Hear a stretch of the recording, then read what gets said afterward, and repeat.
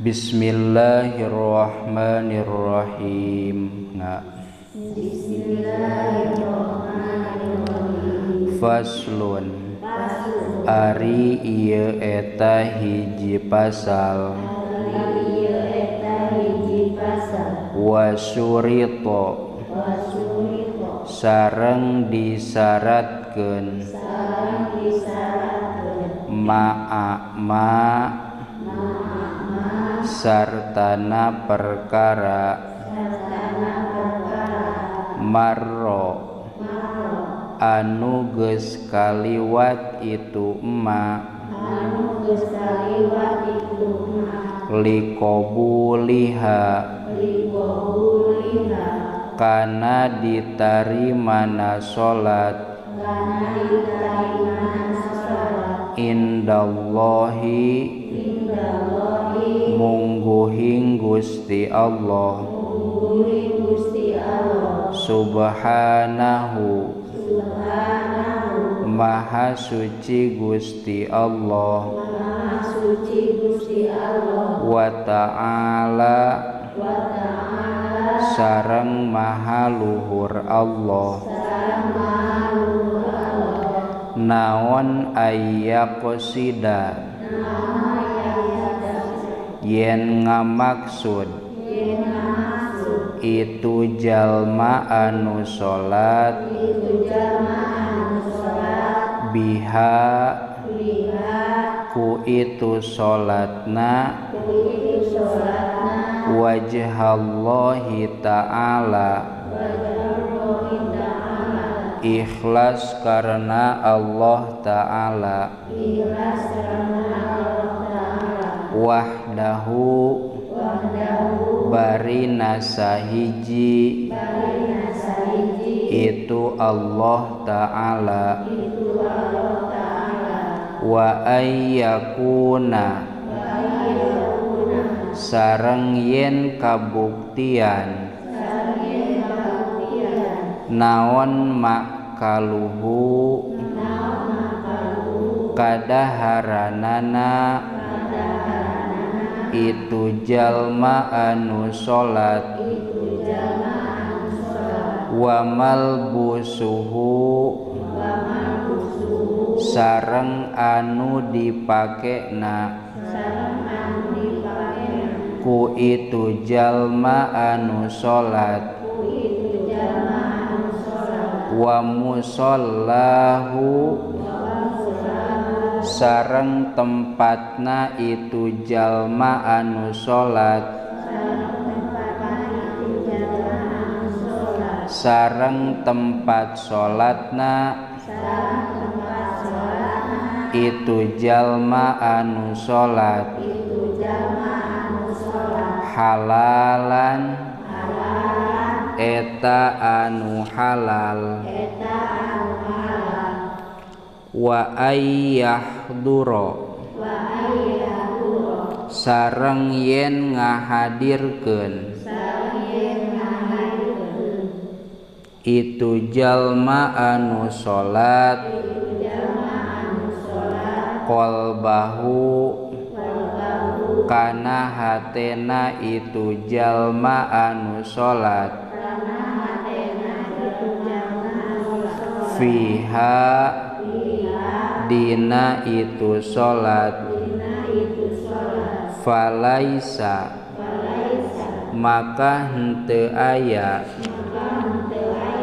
lahu eta tetep pikeun jalma anu salat min salatihi nyatana tina salatna itu jalma anu salat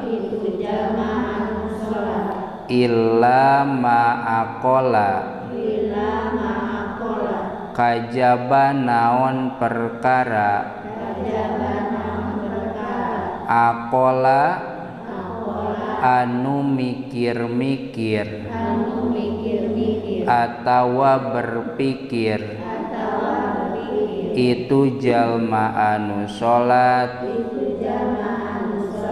kana itu ma minha tina itu salat wa alla yujiba sareng yen ulah ujub itu jalma anu salat biha kalawan itu salat.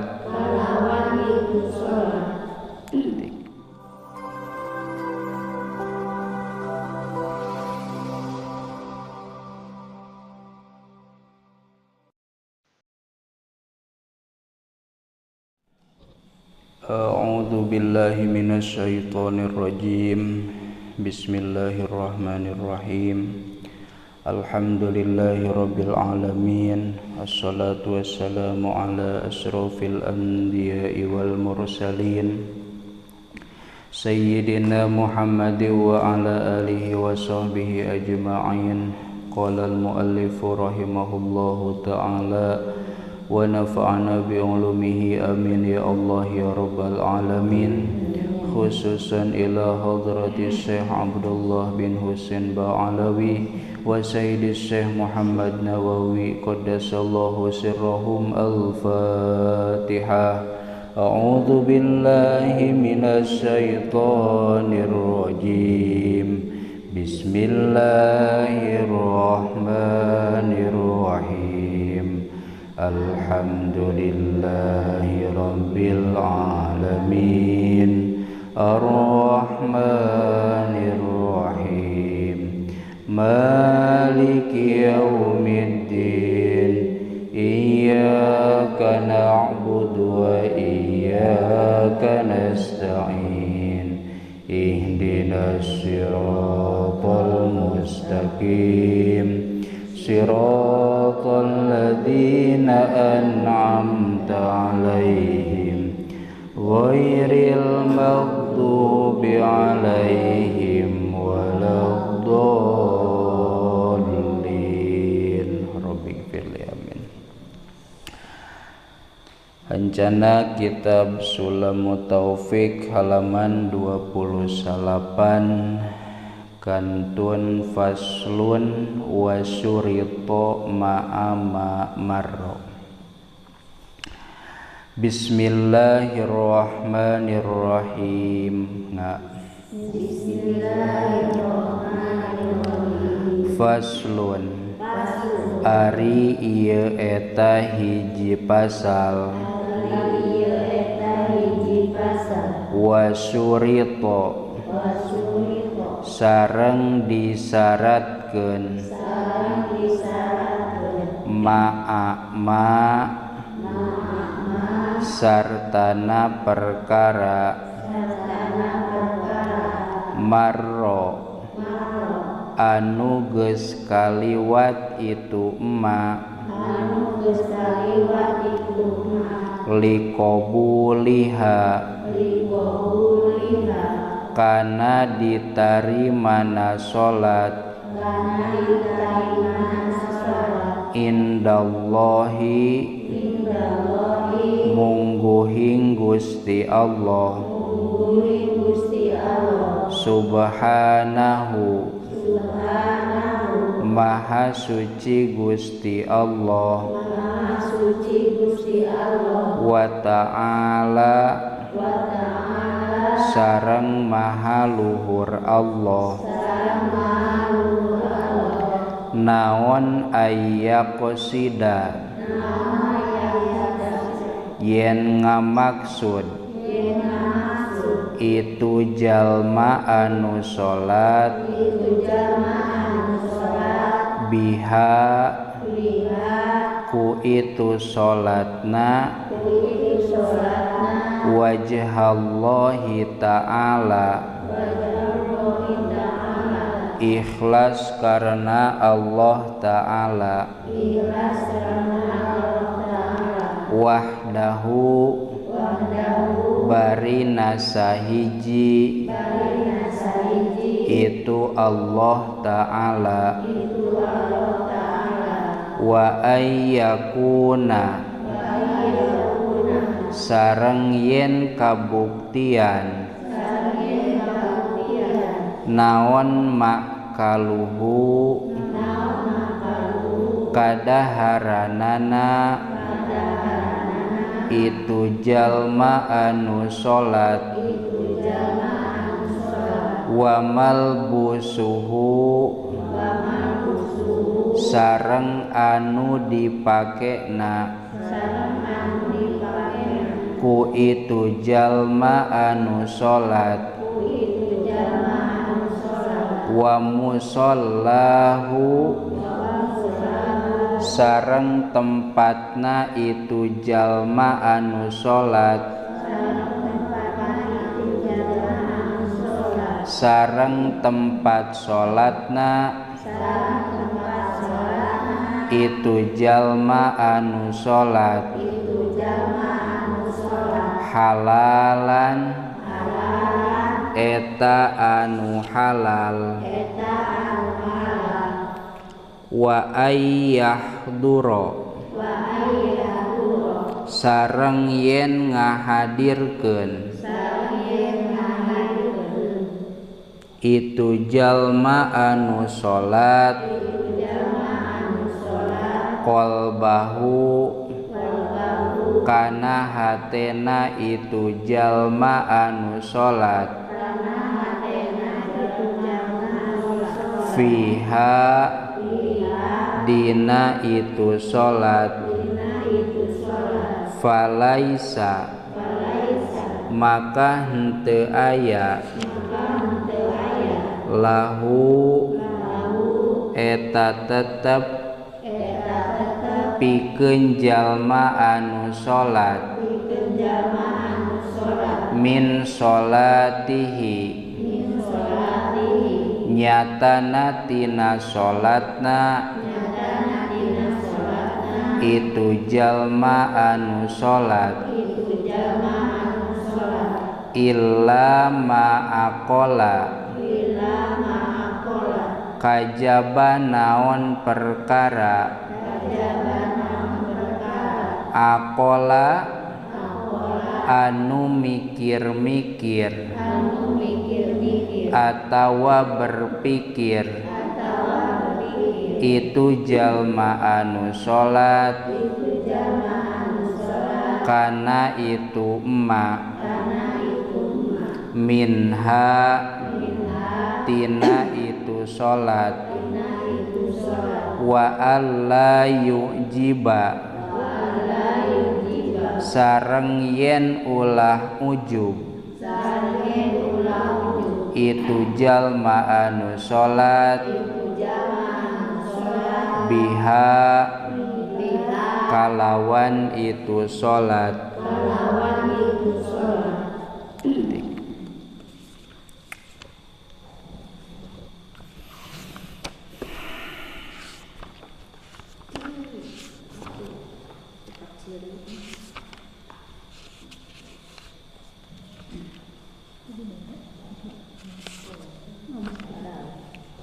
halaman 73 nya pasal zakat emas perak.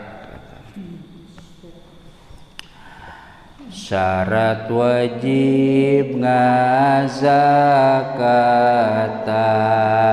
emas perak tenyalahan tendenan lain pakeun anu halal teu diharamkeun mun boga tapi pakeun nu halal teu diharamkeun kaya kongkorong jeung gelang teu wajib dizakatan mimiti nisab emasna tah 80 gramna eta wajibna zakatna tasapara 40 tegasna mah 2 gramna kaluarkeun samistina jauhkeun tina qoretna bisi kawas si koruna mimitini soperakna 500 masingkeuna lamun timbangna geramna 12 setengahna ukuran dina leuwihna tak saperopat puluhna najan kurangna nisobna kekeh di zakatanana.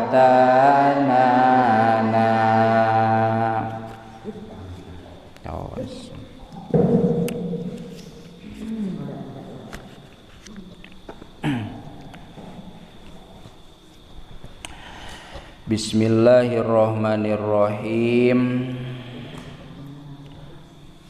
Faslun fi surutin liqabuli sholati. Dina ieu pasal musannif bade nyarioskeun syarat ditarimana salat. Wasurito ma'amarro minas suruti liqabuliha ayyis sholati indallahi subhanahu wa ta'ala ayyaksida biha wajhallahi ta'ala aidzatahu wahdahu. Syarat ditarimana sholat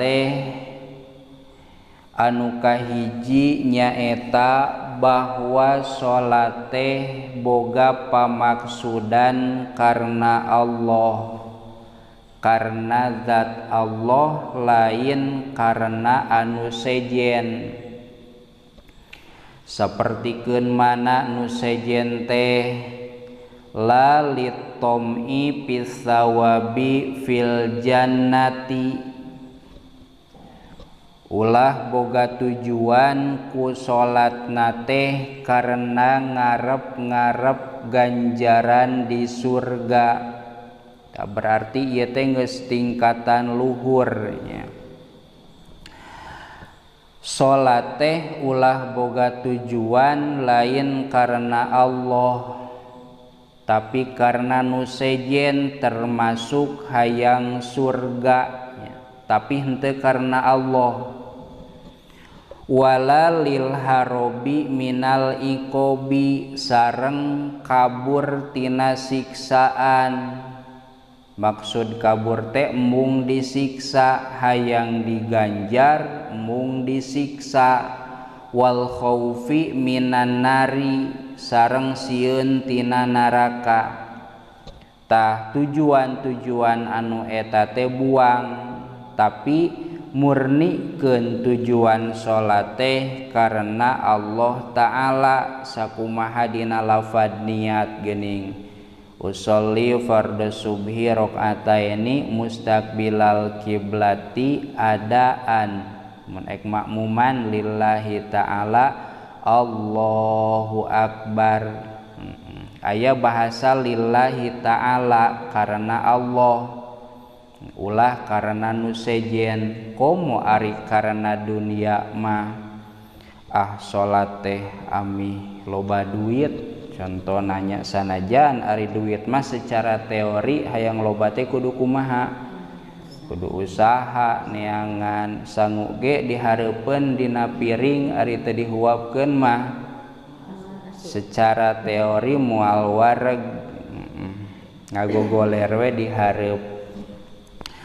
Tangan terkadang aya gitunya jalma teh boga tujuan ku salatna teh hayang dunya atawa hayang naon hayang pangalem loba we tujuan-tujuan sejen mah ayeuna mah tinggal kembalikeun we ka urang nya ulah ningalikeun batur bisi salah urang lamun salat tujuanana naon mangkaning jauh ti imah ka dieu teh lamun teh mah tujuanana ngan saukur dunya berarti nya rugi dunia rugi akhirat ngan moal doraka wungkul ku teu salatna kade bisi kieu urang mah salat ge moal tak ditarima ieu moal salat atuh sakalian tah eta mah dorakana jadi double hiji doraka teu salatna nomor kadua doraka pedah lamun salat oge tujuanana kanu sejen keur urang mah salat we cenah tujuanana can bisa panceg masih keneh ka ditu ka dieu keun we dangarana oge diajar bertahap henteu ujug-ujug ahli numpak motor gitu ujug-ujug lancar aya gagaleonganana aya labuhna boro-boro nu diajar nu geus tapis wae sok aya naonna aya labuhna aya ti soledatna nya kitu deui dina ibadah terkadang mun hatena tenang sok lempeng ibadah teh mun hatena keur tenang loba pikiraneun parusing salat teh nu inget teh eta we pas Allahu Akbar poho inget-inget geus naon assalamualaikum teu apal jumlah rakaat da ngaranna ge komo ari berjamaah ning dina tarawih mun aya namanya Allahu Akbar teu apal rakaat kasabaraha teu apal nu dibaca ku imam surah naon nu penting mah batur usik kurang milu usik apal-apal geus doa kamilin we da teu apal urang kana jumlah bilangan rakaat ge buat teuing dikurangan buat teuing ditambahan ta eta teh ciri kahusuan atawa kafokusan di urang teh leungitnya sabab naon sabab teu tenang teh urang inget kana naon inget kana dahareun inget kana pagawean da lobanya ari ngaran-ngaran gogoda mah ngan kumigawena ge urang teh geus nyumponan kana parentah Allah gitunya ulah jadi mantak henteu justru pertahankeun anu biasa dipigawe lamun bisa usahakeun tingkatkeun ngan minimal anu osok mah ulah nepi ka ditinggalkeun. Tadi dieu mah balik kaunihi ta'ala ilahahu wa huwa abduhu ta'ala au ayat luba biha as-sawaba wal jannata au ya khofa minal iqabi binari sami jeung nu tadi eta mah nya. Wa ayyakuna makaluhu wa malbusuhu wa musallahu halalan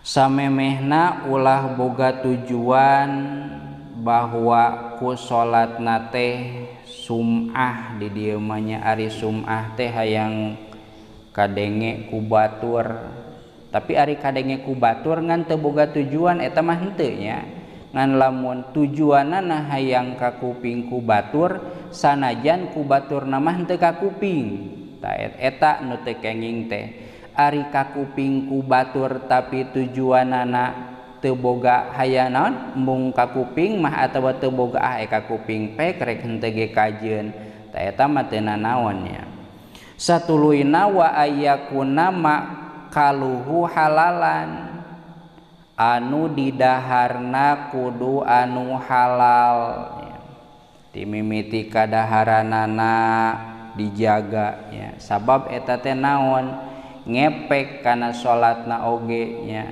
kana awak jadi bareurat dibawa salat sok jadi harudang bayeung yang tah mungkin wae salah sahiji penyebabna kadaharan anu didahar ku urang henteu halal.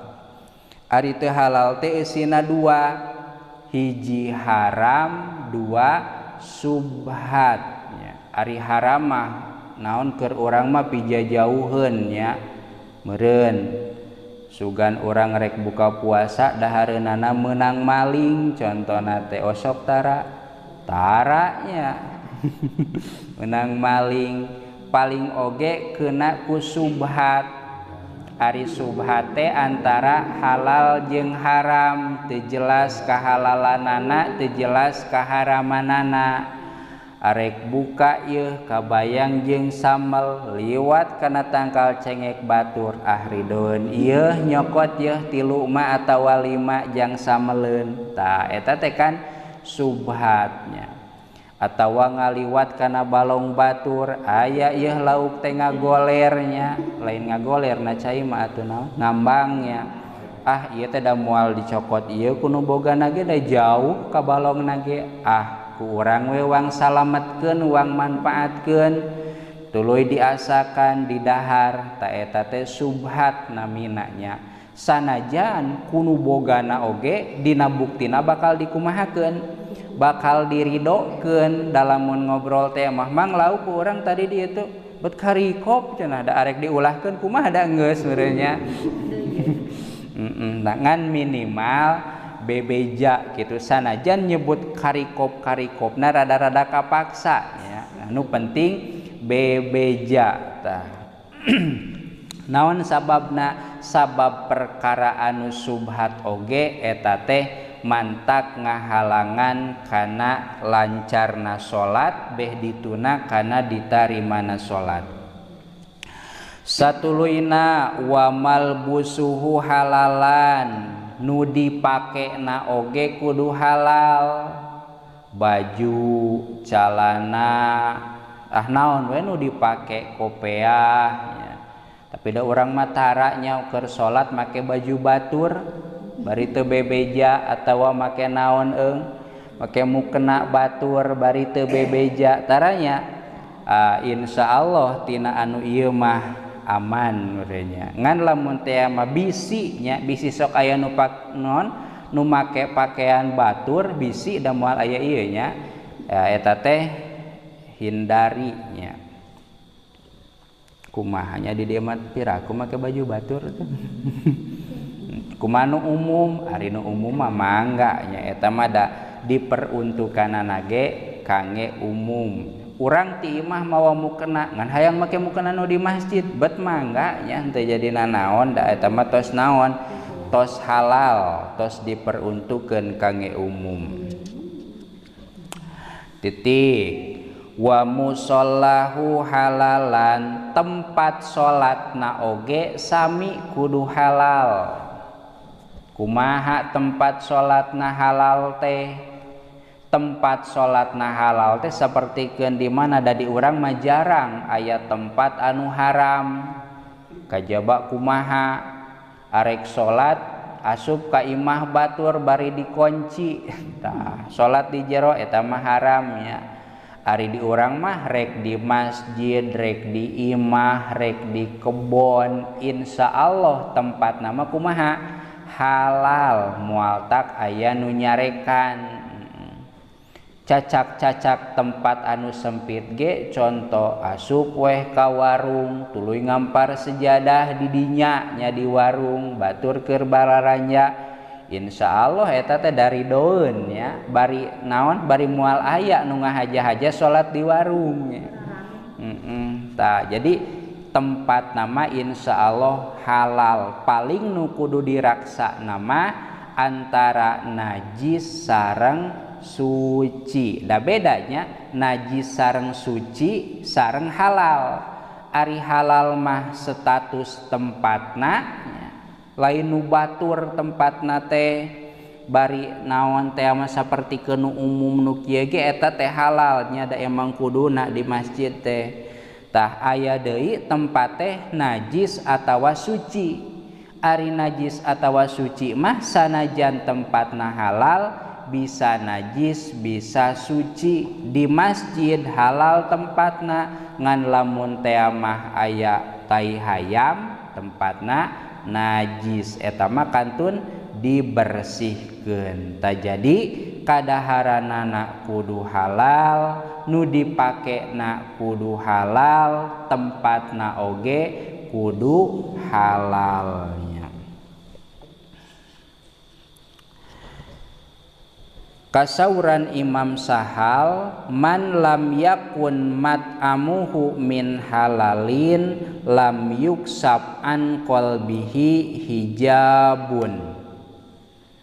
Jalma anu kadaharanana teh henteu halal maka eta jalma moal dibukakeun tina hatena hahalang. Jadi terus we hatena teh kahalangannya. Dibawa salat ripuhnya beda jeung dibawa naon, jeung dibawa gawe nya, jeung dibawa ka pasar sok seger we gitu. Ngan lamun dibawa salat memeh salat seger pas salat ripuh tah eta teh kahalangannya. Watasaroat ilaihil ukubati sareng gancang ka itu mante naon pirang-pirang siksa. Tereh disiksana naon siksana hiji siksana ka jalma anu Islam teh kabingung panghandap-handapna teh bingung hawana teh isuk-isuk kakara naon kakara nyari geus bingung ya. Bingung mikiran naon mikiran sangu, bingung mikiran banda, bingung mikiran harta, eta teh siksanya. Da anu eueuh kabingung mah sare we ngan moal bogana naon beureun ari sare wae mah gitu tah. Tah nya kabingung eta teh siksaan tah. Tanya we ka urang ayeuna nya, ieu keur bingung teu gitu tah. Sorangan nanya ka sorangan. Lamun bingung mikiran naon? Can boga baju lebaran, can boga eusi keler biasana nya tah. Sok dipake kabingung. Wala tanfa'uhu sholatuhu jeung salatna oge teu manfaat. Maksud teu manfaat teh henteu diganjar. Ah moal salat atuh jadi dosa deui nya teu salat mah. Keur urang mah ceuk tadi ge salat mah salat sekemampuhan, anapun masalah ganjaran mah geus lain urusan urang. Wala siamuhu puasana oge sami, wala shadaqatuhu shadaqahna oge sami. Ngan keur urang fokus salatna, fokus puasana, fokus shadaqahna, ulah fokus kana ganjaranana keur urang mah. Urang terek barang bere tapi ieu teh bakal diganjar moalnya. Tah eta mah lain bagian urang nya. Dina nyana salat urang, puasa urang, sedekah urang teh butut nya. Masalah ganjaran mah kumaha Allah. Jiga urang boga karyawan nya. Ulah karyawan atuh da lain bos meureun nya. Jiga urang muruhkeun nu gawe nya. Ari gawena teh teu bener tah. Ciku urang ieu buruhan ulah ieu kira-kira ieu. Ah ieu mah lain muruhan gawe, karunya we beda geus tah. Ku urang wae anu urang mah sifatna teh lain maha pemurah, lain maha asih dibere. Komo Allah anu sifatna maha welas, maha asih, tangtuna lamun ningali kana logika sanajan puasana teu bener, sanajan puasana salatna sedekahna teu bener, eta teh secara teori mah bakal diganjar ngan urang ulah mikir-mikir kana ganjaranana ulah itu salat teh diganjar moal ngaji teh diganjar moal satunuh-tunuh kieu tah eta mah lain bagian naon lain bagian urang da urang lamun keur ngored ge ngored we nya kakara jam 8 itu dibayar moal tak teu kudu mikiran eta mah da pasti geus nepi ka lohor ka ditu mah bakal kumaha bakal dibayar masing ku urang henteu dipipikiran oge.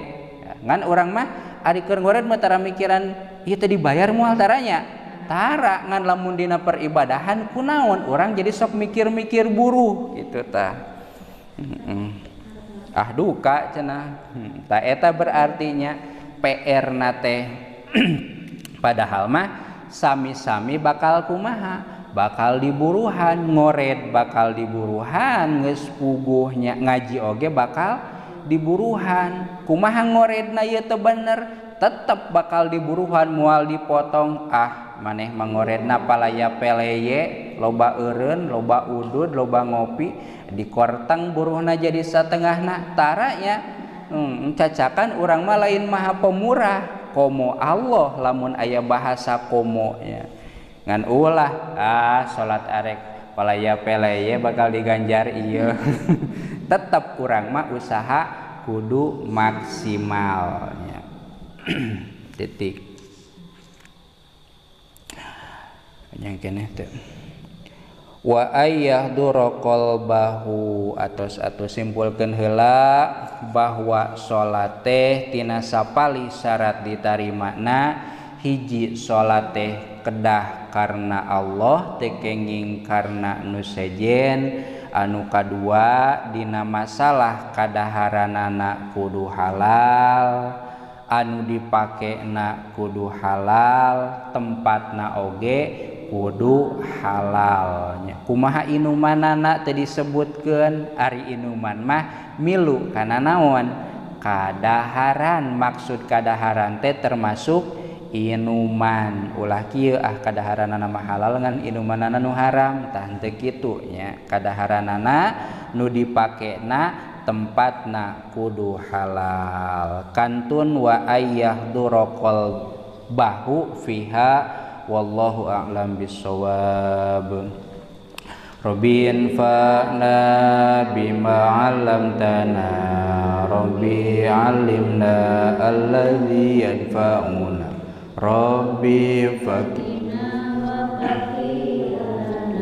wa qarabati lana fi dinina tawassalna bita'alumi tawassalna bita'limi antarzuqona wasi'a wa antarzuqona amana abdi tawasul ku pamurukan abdi rizkian ku kajembaran abdi rizkian ku kahuripan subhanakallahumma wa bihamdika